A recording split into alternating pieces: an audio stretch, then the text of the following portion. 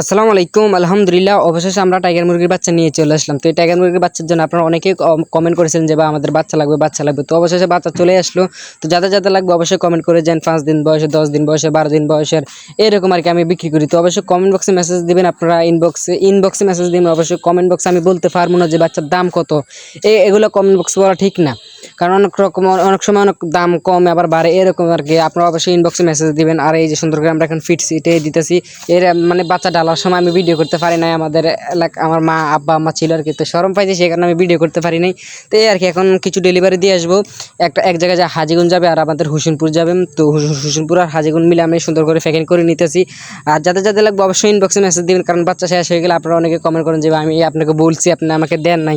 এই আর কি, অবশ্যই কমেন্ট করে যান। এগুলো মাশাআল্লাহ অনেকটাই সুন্দর। সবাই আমার টাইগার মুরগি দেখে মাশাআল্লাহ বললেন। 7 থেকে 8 কালার আর কি, অনেক সুন্দর, আপনারা দেখতে পারছেন। আর যারা আমার থেকে বাচ্চা নিতে তারা তো জানে আমার বাচ্চার কোয়ালিটি কিরকম, অনেক ভালো আর কি। তো সামনে আমি ফেরেজ করার চেষ্টা করবো, ওই থেকে আমি ডিম ইনকিউবেটরে দিয়ে ফুটানোর চেষ্টা করবো ইনশাআল্লাহ।